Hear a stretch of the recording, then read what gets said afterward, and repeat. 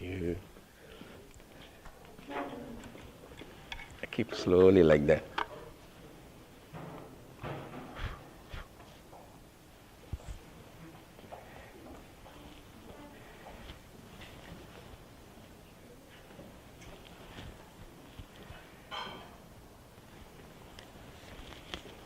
Dear friends, good evening to everybody. Namaste. PowerPoint is going to be, what is namaste? Namaste is greeting, Hindu greeting. Namaha, te, two syllables are there. It's a Sanskritic word.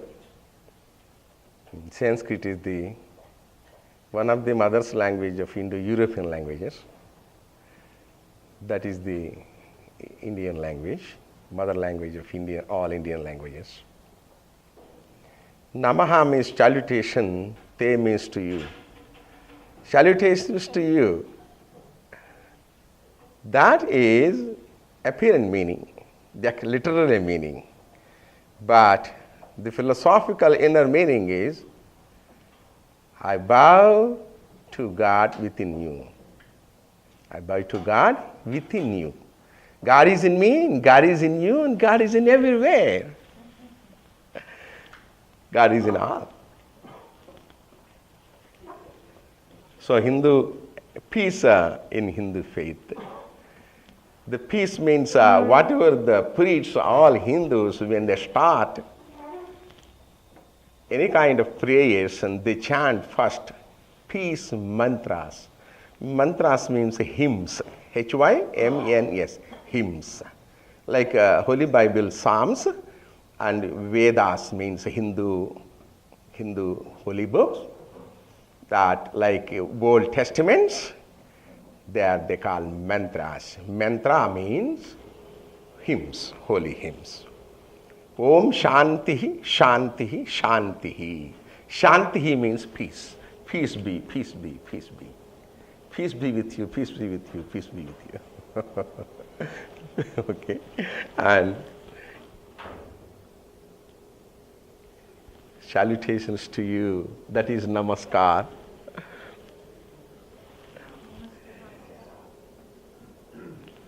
Namaste. Namaste. I bow down to God within you.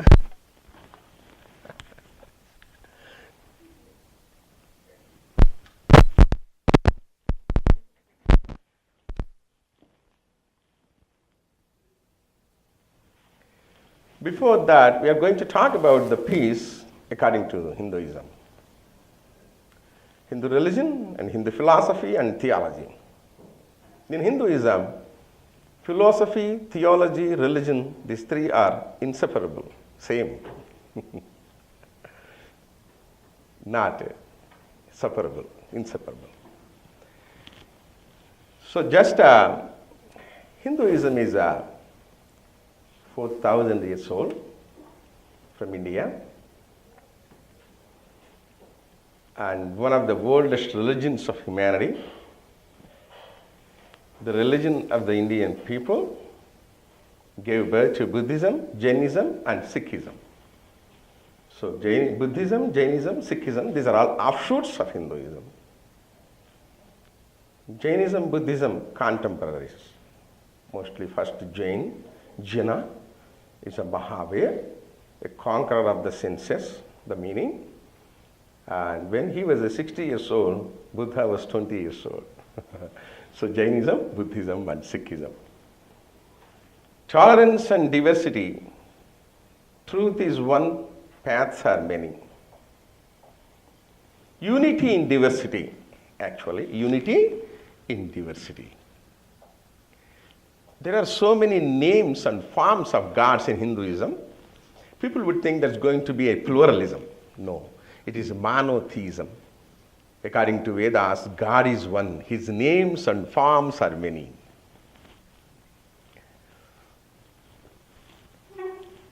Many deities, but a single ultimate reality, It's called Brahman. Brahman. I concentrate today, upon only peace. That's why, I'm not giving clearly interpretation for this all Hindu religion. But Brahman means ultimate God. He's a creator. In Hinduism, Brahman is a creator. Like in Christianity, Abraham, Sarah. Like in Hinduism, Brahman and Sharada. Sharada means goddess of wisdom. Brahman means ultimate God creator. So we say Abraham, Brahma, Abraham. In Islamism, Ibrahim. Similar, but not same meaning. Like I say Om. Om means peace, peace, peace. It is several meanings. The essence of the whole Vedic literature, the holy Vedic literature is called Om. Say Om or Aum also Om. Like Amen. Being a Hindu priest, I say every minute, Om, peace be, peace be. And like Amen, like Islamic Amin, and Greek Orthodox temple, Omni. Looks like, comparison, similar, but different, probably different meaning, okay? So, that a philosophy and way of life focused both on this world and beyond. But Hinduism talks about not only in this life and beyond the life, what happens at death, what happens after death. Who was I? Like what was I in my previous birth? Who am I right now? Who will I be in my future birth? They talk these super sensuous questions.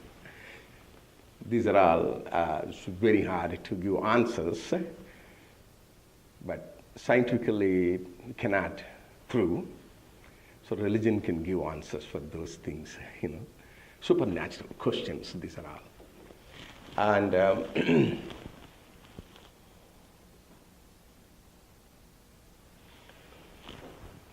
God is omnipresent. God is within the image. God is within you. God is within all living things. God is within all non-living things. One God taking many manifestations. Hinduism is essentially monotheist religion. God means, I used to give an interpretation for my students, mostly not Hindu students, my American students, when I teach the simple way how to teach Hinduism for them. Then I used to tell them, we have a Trinity gods. Gods, Father, Son, Holy Spirit, same thing, Trinity gods. God means, G stands for generator. Generator means creator. O stands for operator. Operator means one who sustains us. D stands for destructor or destroyer. Destroyer. So the generator, G stands for generator, is called Brahma in Hinduism. That's a creator. O stands for operator, is Vishnu, one who sustains us. D stands for destroyer, means Lord Shiva. Lord Shiva. So destroyer means is not killer. We have a birth, growth, getting old age, and death. This is a cycle in Hinduism, not circle. Circle means starts one point and ends another point, right? This is cycle, go round and round again. 7 times they believe they have 7 births. That's why the nature of God, according to Hinduism, is generator, operator, and destroyer.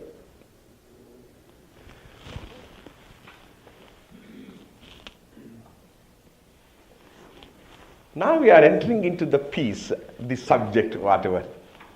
First of all, I extend my thanks to Pastor Amanda, who gave me this subject and for inviting me here.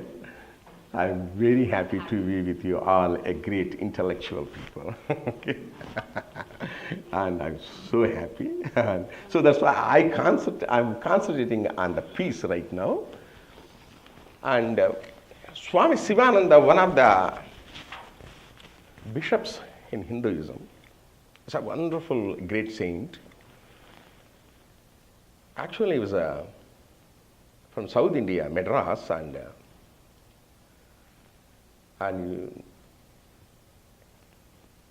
a doctor suddenly is a gynecologist doctor, suddenly got a spark.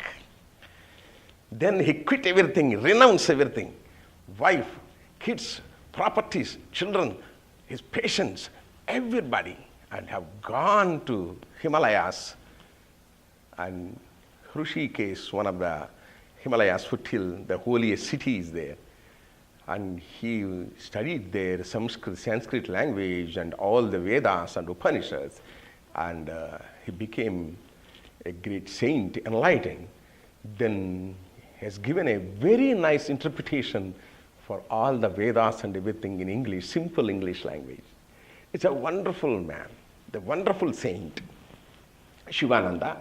And he left his mortal body so many years ago. But his disciples, so many disciples, he propagated and he promoted and propagated and preserved Hinduism in southern North India. And probably he visited America also. And his disciples are propagating his message in Hinduism right now.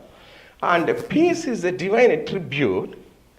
It is a quality of the soul. It cannot remain with greedy persons. It fills the pure heart. It deserts the lustful. It runs away from selfish people. It is an ornament of Paramahamsa. Paramahamsa means a saint. Peace is state of quiet. It is freedom from disturbance, anxiety, agitation, and right of violence.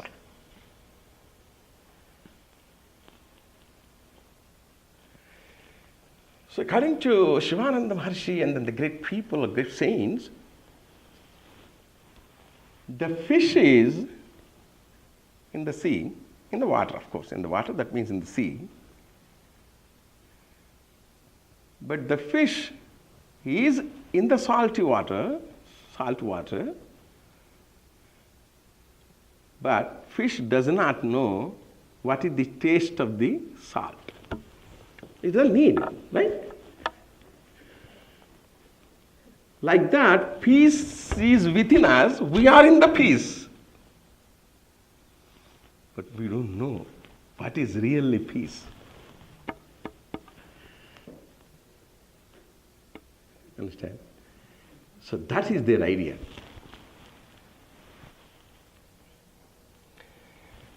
But here, it is a quality of the soul. He said it. What is soul? According to Hinduism, I will give my interpretation. We have body, mind, and soul.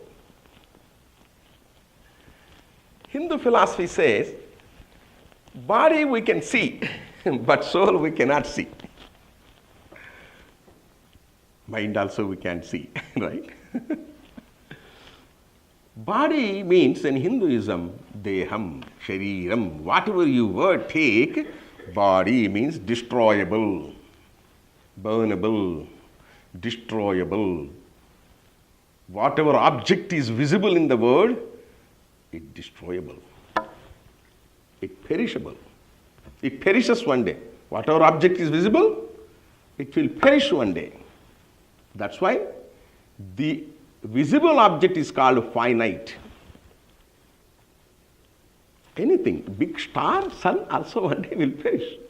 Earth will perish, this, me, everybody, we are all perish.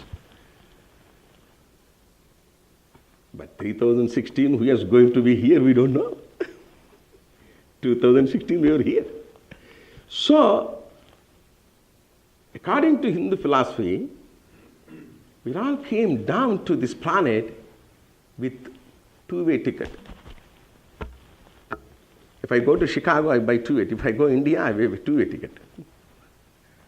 Right? Like that, everyone has to go back. Coming from oneness and going back to oneness. Like sun rays coming down and going back to the sun. Same thing. The web, the spider emerges the web and merging within it. In the same way, the soul is not visible. God is not visible. That's why imperishable. God is imperishable, inevitable. Soul is imperishable, inevitable. Atmanam vidhi, the Vedic phrase first. Atmanam vidhi. I think, therefore I am. Descartes said, right? I think, therefore I am. Same thing in Sanskrit, Atmanam vidhi. I think, therefore I am. So soul is inevitable, imperishable, but the soul is imperishable, inevitable, the body is perishable, the mind is changeable. Mind is changeable. Without mind, body can exist, but without soul, body does not exist. So, soul means, according to Hinduism, that is I factor, not I-ness. I-ness means ego. I factor. What is sitting, indwelling in this body. There are so many hymns. To give analogy, the body is a chariot. The body is a chariot. The mind is reins. The five senses are five horses.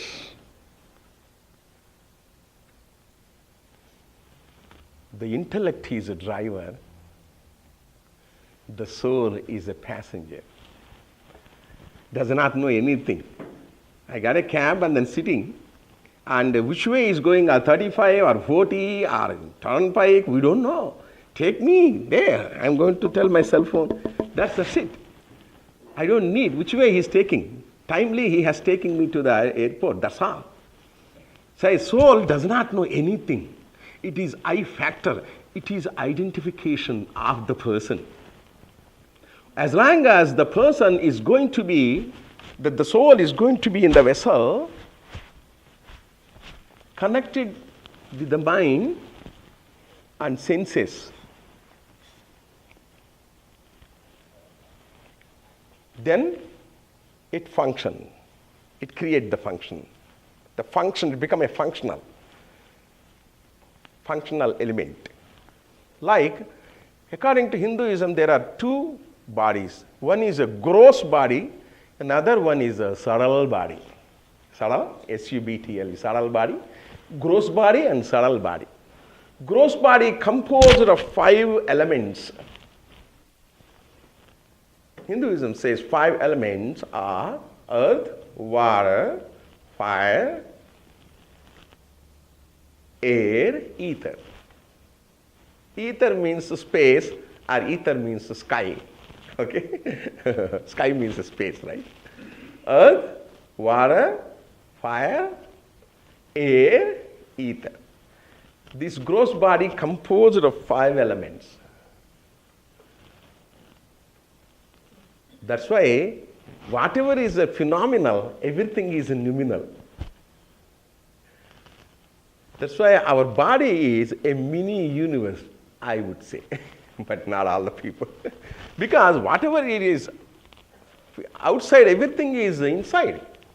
Earth is outside, earth is inside. Water is outside, water is inside. Fire is outside, fire is inside. Air is outside, air is inside. Space is outside, space is inside. But where is the fire, Students, they used to ask me, fire means if I got hungry, I feel like that. I have something burning inside me. I think like that. That is a fire. But subtle body consisted with 17 elements. So mind is subtle body. 17 elements means there are 5 sense organs. Sensual organs. Skin, eyes, nose, ears, tongue. There are 5 sensual organs according to Hinduism. Skin, touch, eye, sight, the objects of the senses. Ear, hearing, nose, smelling, tasting, tongue is tasting. So, out of 5 we got it already, out of 17. 5 motor organs. Motor organs means the organs of action. Those are all speech, hand, foot, anus, genital. The 5 motor organs, the 5 powers according to Hindu philosophy. The speech is addressing power, addressive power. Hand is grasping power. Foot is moving power. The back is power of excretion. Genital is power of creation. Then we got it already 10. We have to get 7 more. 5 vital breaths. The body consisted with 5 vital breaths. Prana, Pana, Vyanas, Udana, Samana in their language. That means prana, taking in oxygen, respiration, going out to the back, it's called evacuation, pervading inside, some kind of circulation, one air, coming up like hiccups, throwing up is called rejection, and giving digestion, that is called assimilation. So respiration, evacuation, circulation, rejection, and assimilation. I think so, maybe American assimilation, maybe. Amanda, your accent is assimilation. Assimilation. We say British English, assimilation. Okay. I say potato, you say tomato. Like it's a wonderful thing. I learned so much accent, little bit accent. Of course, I have a strong accent, but my students. I say route, they say route. I say schedule, they say schedule, I say schedule. I say executive, they say executive. I say vitamin, they say vitamin. Like that. Okay, I covered everything. So, now we got a 5 sense organs, 5 motor organs, 5 vital breaths, and 2 more very important elements. One is intellect, and then other one is mind. Mind and intellect. I used to give analogy for a modern analogy. If you think a car is body, the steering is mind, the driver is intellect, the passenger one who sits is a soul, Atma. Atma means soul. Atma. In Sanskrit language we call Atma. Atma means eternal being. The holy Vedas are holy books of Hindus like Old Testaments. Bhagavad Gita is going to be Song of God. Song of God is like a New Testament, holy book of Hindus. Vedas are studied by only the great saints, priests, Brahmins. But everybody can read Bhagavad Gita. Is the part of epic Mahabharata, one of the epics Mahabharata. And the Bhagavad Gita says, Vasamsi jirnani yatha vihaya navani gruhnati naro parani tadha sharirani vihaya jirnani anyani samyati navani dehi. That means like worn out clothes, we are taking off and putting on new clothes, The soul discards this body, enters into another body. That's why reincarnation is the major step in Hinduism, major doctrine of reincarnation. Buddha also agreed. Buddhism, Jainism, everybody, they believe in reincarnation. Okay? So, now body is, soul is eternal, inevitable, eternal. The peace, it is harmony, a silence, a calm, and relax, and rest. So we have so many languages in the world. What is the language of God? The silence is the language of God, according to Hinduism. Maunam devanam padam amananti. The God's language is silence, undoubtedly. That's why our great saints, even a great Jesus Christ also, observed, meditated upon that, and he heard so many sounds from the God, and he passed it down to the disciples. So it's the greatest thing. Hinduism also, two kinds of rituals are there. The mental ritual, the physical means the spiritual ritual. That means physically put in front of God and deity, and then offer flowers and everything, and chant so many hymns, psalms, and songs. That is called, considered like talking to God.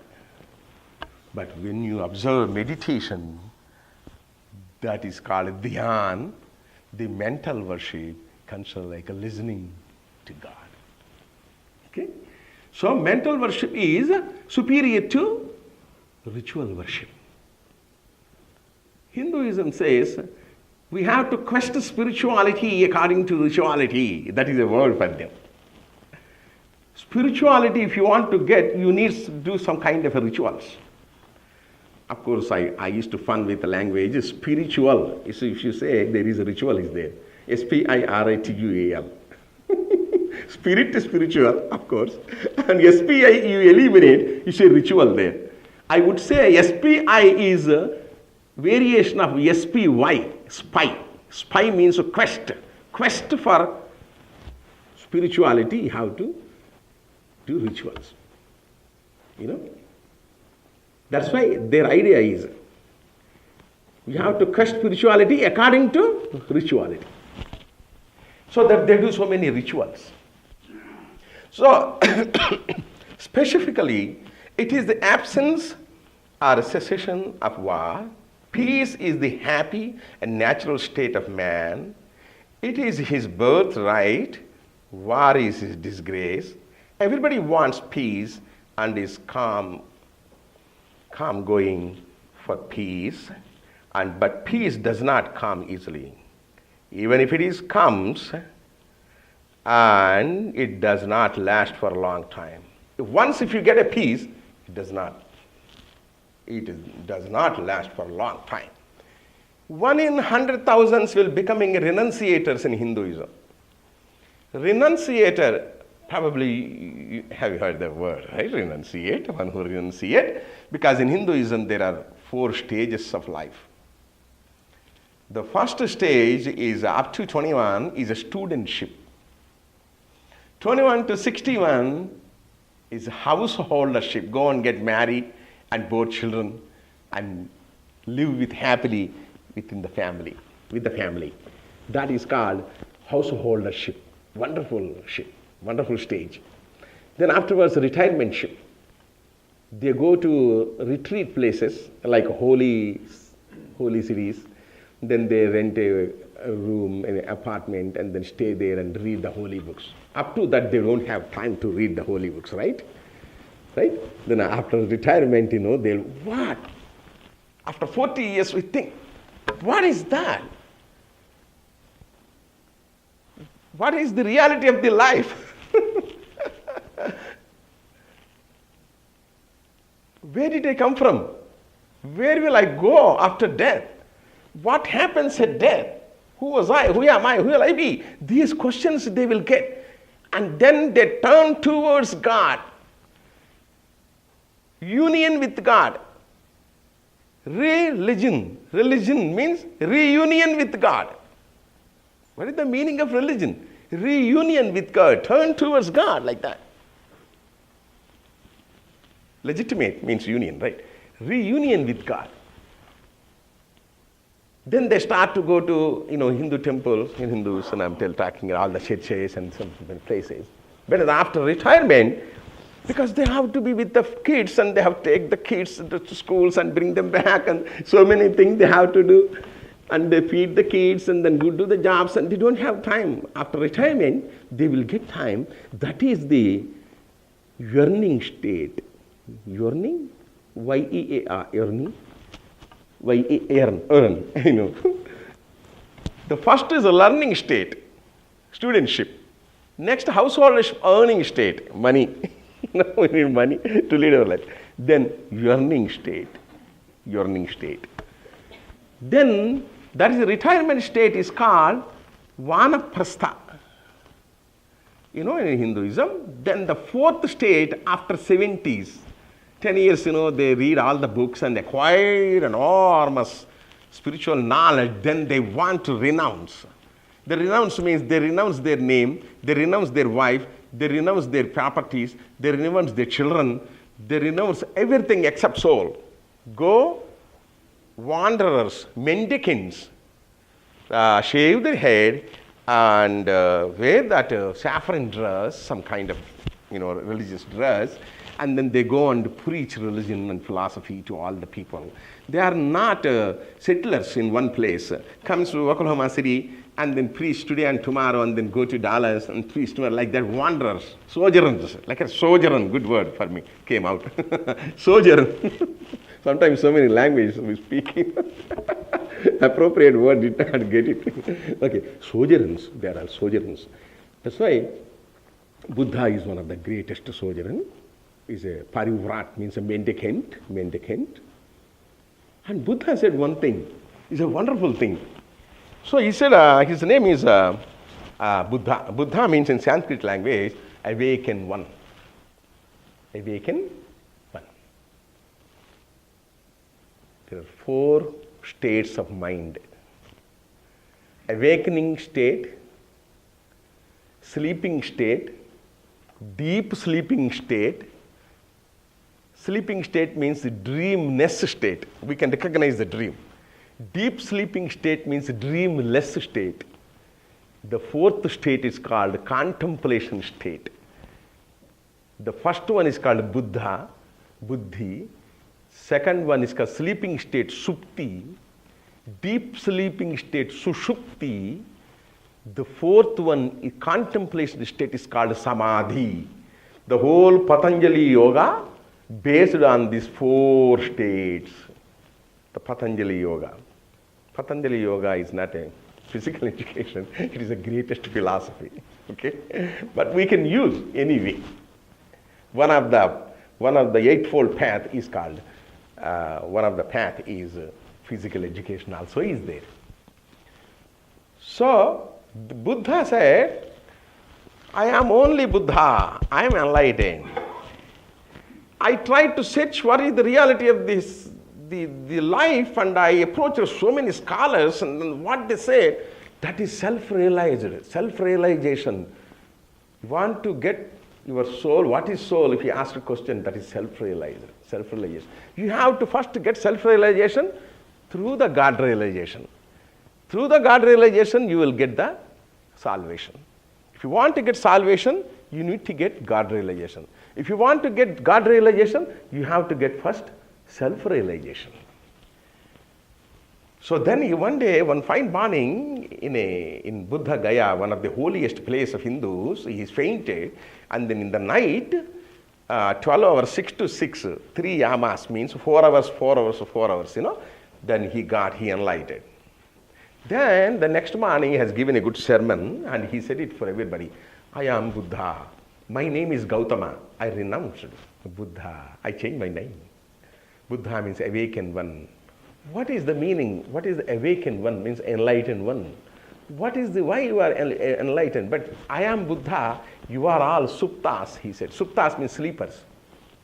What is that? Sleepers mean. What is the average of human lifespan?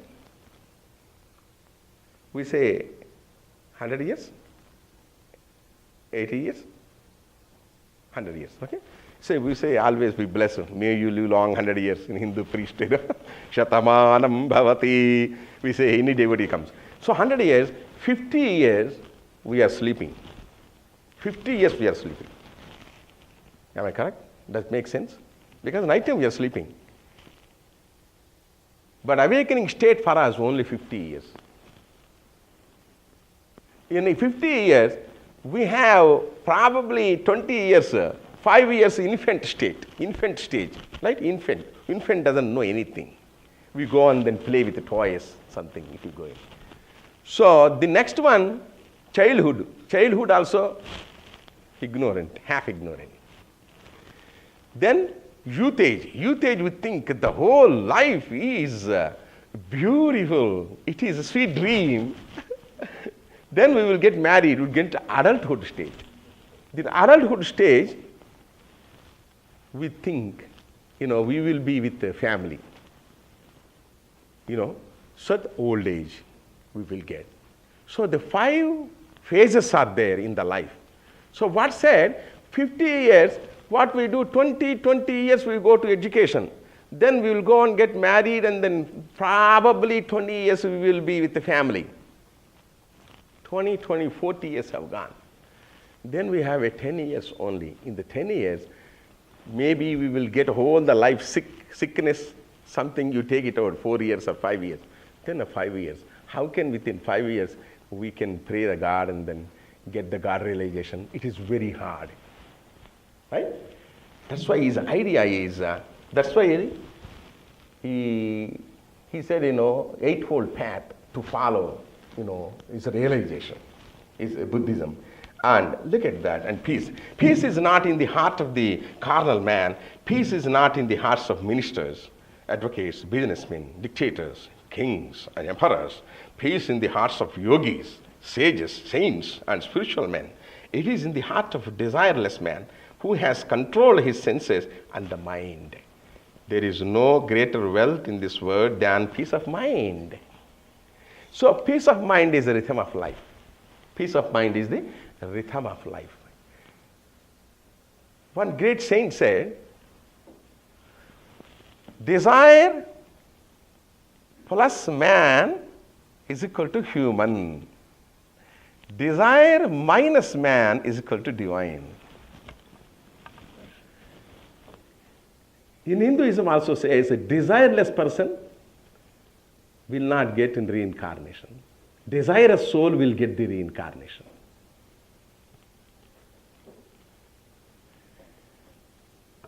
It's a wonderful saying. Man means, man plus woman is equal to man. Okay.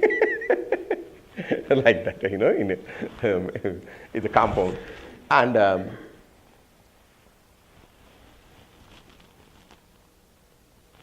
this is the greatest Hindu peace hymn, and that is Buddha also followed this. Buddhism based on this. Buddha used to every day chant this one.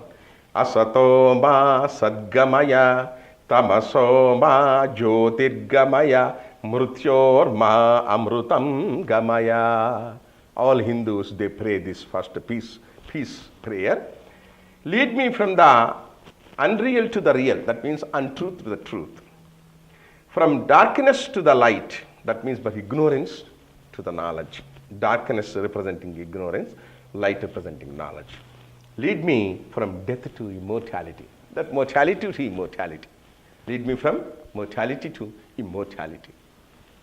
So, peace of mind is not goal I need to achieve. It is a place inside I never want to leave.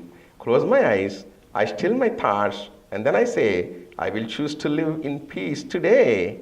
Robert Allen, I collected that. It's a wonderful thing. And I love that. And the abode of peace. Greed, lust, jealousy, envy, anger, pride, and egoism are the enemies of peace. Because in Hinduism says inner inner enemies, internal enemies, lust, anger, greed, bad desire, egoism, jealousy, kama, krodha, loha, moha, mada, matsarya. In Holy Bible, Jesus Christ said, inner ghost, like ghosts. Slays these enemies by the sword of dispassion. Dispassion, devotion to lead to the God. First one, dispassion. Second one, devotion, according to Hinduism, to get God realization. And discrimination and non-attachment.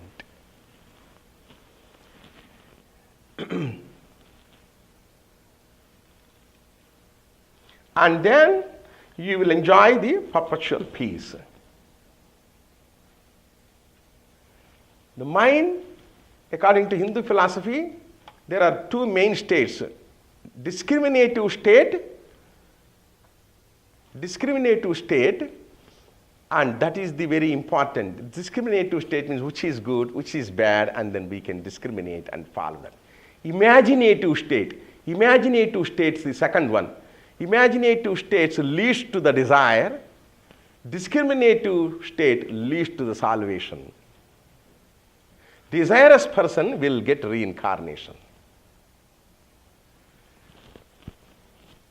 Then you will enjoy the perpetual peace, because we have attachment, bondage of life. We have wife, children, mother, father, grandchildren. So many have bondages. Within the bondage, we cannot focus upon God.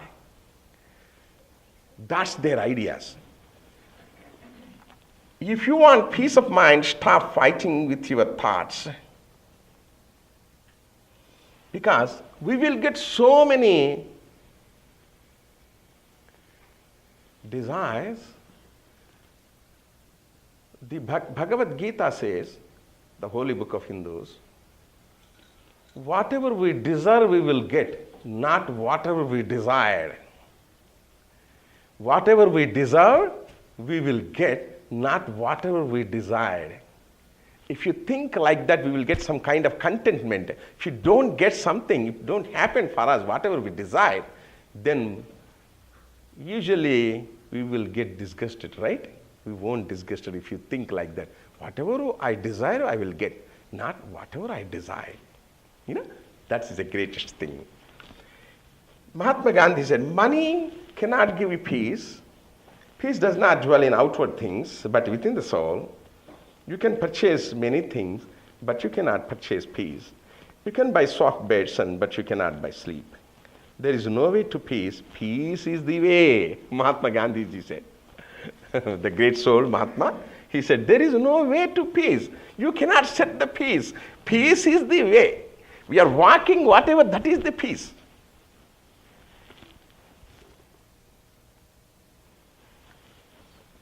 You can buy good food, but you cannot buy good appetite.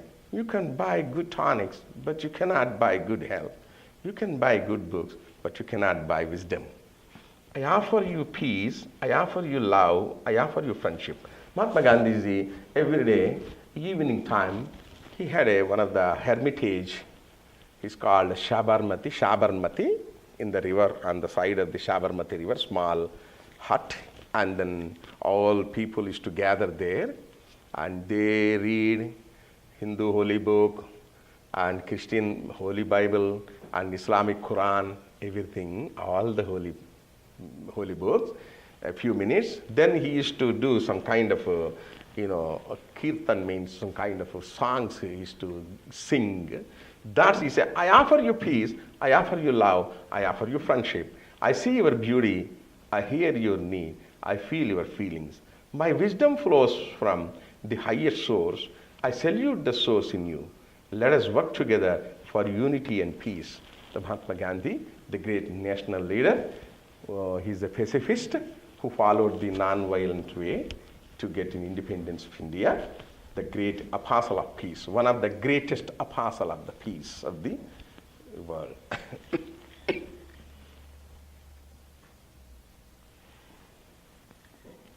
Withdraw yourself from external objects meditate and rest in your soul, you will realize everlasting peace now.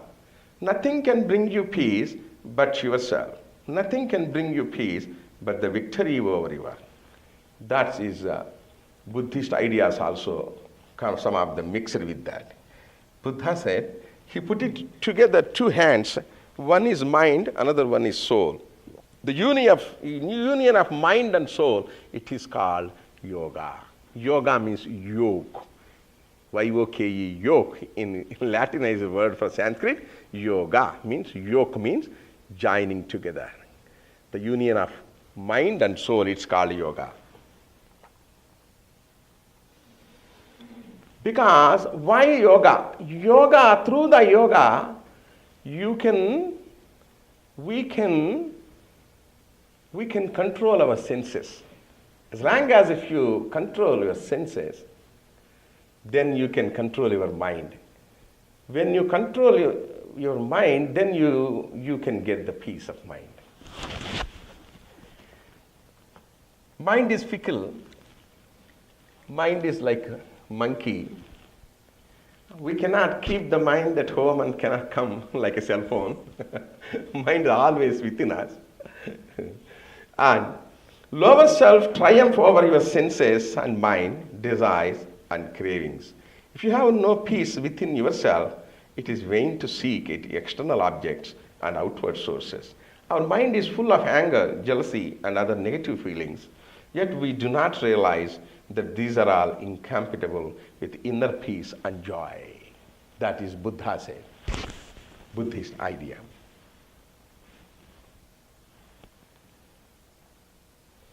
This is a great hymn to the peace, and all Hindus, when they start any spiritual education and they used to chant this, that's wherever you go, any function, Hindus, they start this. Sahana bhavatu, sahanau bhunaktu, sahaviryam karavavahai, tejasvina vadhitamastu, ma vidvishavahai. Between teacher and disciple. Teacher is called in Hinduism Guru. Have you heard the main word, right? Guru. Guru means a teacher. Gu means darkness. Ru means remover. One who removes darkness signifies ignorance. One who removes ignorance and gives the light is called Guru. The Guru and disciple in between, the Om, may he protect us both together, that means God. May he nourishes us both together. May he work conjointly with great energy. May our study be vigorous and effective. May we not mutually dispute. That means may we not hate any. Let there be peace in me. Let there be peace in my environment. Let there be peace in the forces that act on me.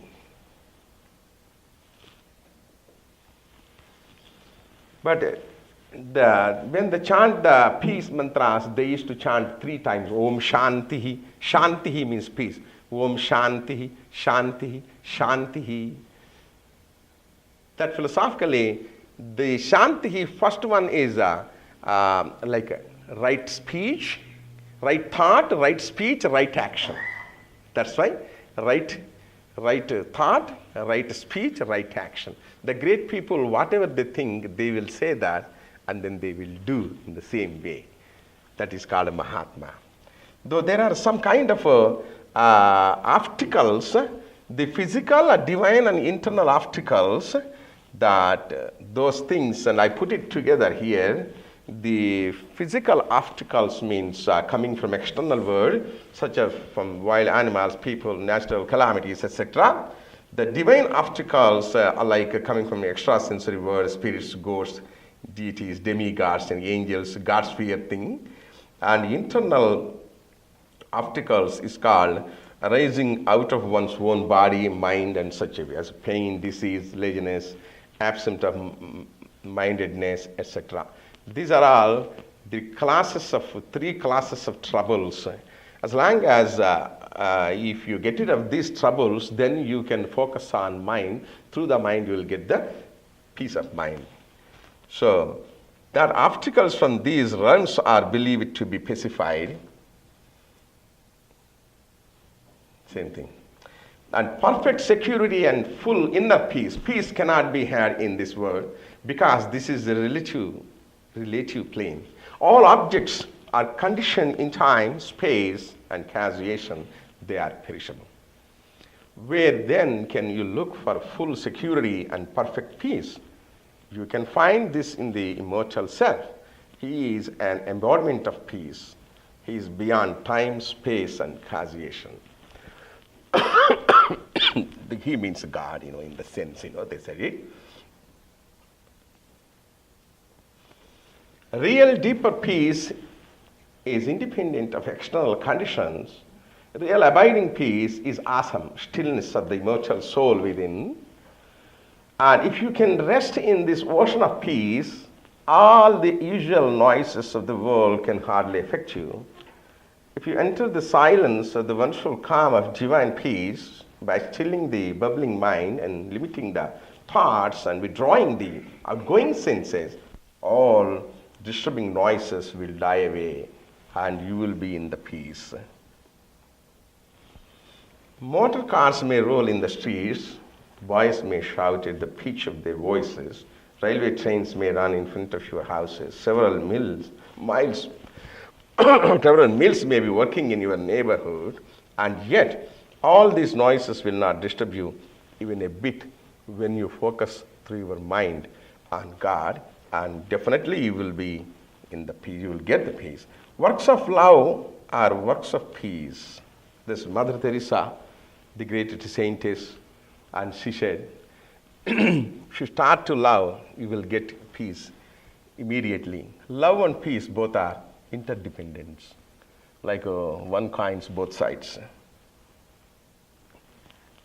Peace is the most prestigious position on earth. It is the greatest treasure in all the universe. Peace is the most important and indispensable factor for our growth and development. It is in the tranquility and quiet of the night that the seed slowly sprouts from under the soil. Mother Teresa said, let us always meet each other with smile, for the smile is the beginning of love. Okay? Does make sense, right? Wonderful. The peace is a vital for growth. The bird opens in the depth of the most silent hours. So also in state of peace and love, people evolve, grow in their distinctive culture, and develop perfect civilization. In peace and calmness, spiritual evolution is also facilitated. Peace begins with a smile. Mother Teresa. Peace begins with a smile. In yoga, so many different kinds of yogas are there. Mother Teresa, she likes yoga also because she loves all religions. Hinduism is very elastic and tolerant, very Catholic. She loves and she helped so many thousands of millions of Hindus. She helped those who are leprosy, those who, the diseases. Mother Teresa helped. Tearful. I have seen her in Calcutta once, on the streets, and she was helping him as a young guy, 17 years old. So that's amazing. Philosophy of humanity means Mother Teresa, she knows very well than anybody.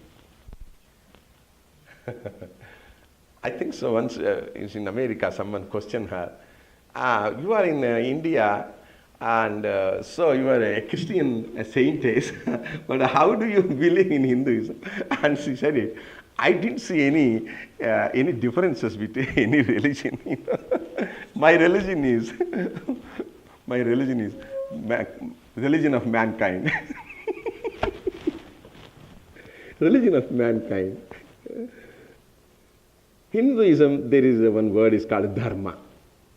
There are 4 goals of life: dharma, artha, kama, moksha. Dharma means righteousness, morality. Artha means wealth. Kama means desire. Moksha means salvation. So, artha means money, like wealth. and kama means desire. These two important while we alive to lead our life. But according to dharma, righteousness, we have to earn artha, money. According to righteousness, we have to earn kama, desire. We have to get the desire. Then the person will get the salvation. That is their idea, probably. So dharma means a divine self within us. That is a God. God is in you, God is in me means whatever goodness is within us, that is God. God word derived from good, good word derived from God. Okay. And that dharma is a divine self. One who keeps the divine self, definitely he will get the peace of mind and he will enjoy in the peace. That is called Brahmananda Sabbrahmachari Shanti. Shanti means peace is not only while alive and beyond of this life also we will get the peace. It is eternal peace, eternal peace. And this is Bhagavad Gita, he said it. One who is full of faith, who is devoted to it, and who has subdued the senses, obtains the knowledge, and having obtained knowledge, he at once attains supreme peace. And having obtained knowledge, he at once attains supreme peace. The supreme peace, one who is full of faith in God, who is devoted to it, and who has subdued the senses, and become a master of senses, and obtains knowledge, and having obtained knowledge, he at once attains supreme peace. This is Bhagavad Gita. I told you the chariot and everything is going to be here, the examination. The Bhagavad Gita, Lord Krishna and Prince Arjuna. So, Sraddhavan Labhate Jnanam, it is the greatest verse about the peace in Bhagavad Gita. So, role of religion. Why do people in the world fight? Why do Saivite, Vaishnavates fight in Hinduism? Saivite means we have two denominations major. Brahma has no denomination. Shiva and Vishnu denominations are there. Two denominations. They fight sometimes. And why do brothers fight among themselves? The heart must change. Greed and selfishness and must perish. And then alone there will be peace in the world. May every sunrise hold more promise, and every sunset hold more peace and blessings.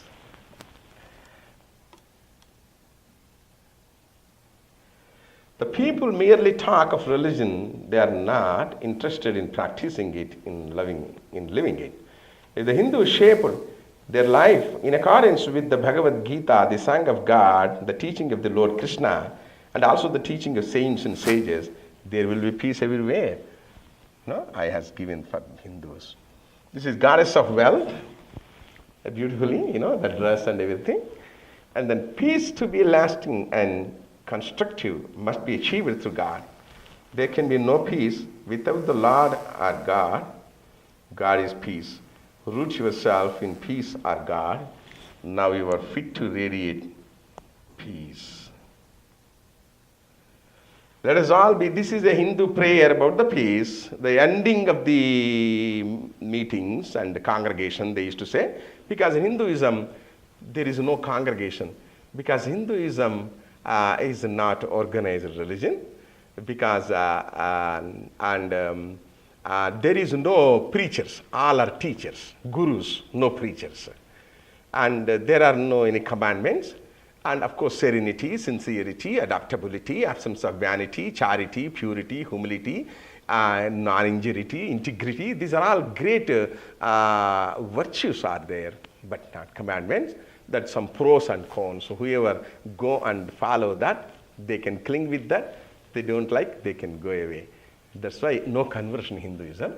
There is no founder Hinduism, because there are holy books are there. But if you take any religion, we need the founder, and then his holy book and his time. Okay? But Buddha was the founder, his holy book of the Dhammapadam, the path of righteousness, and his time is 536 BC. But not like that. Hindus, there is no founder, but holy books are there. But no founder, no date for him.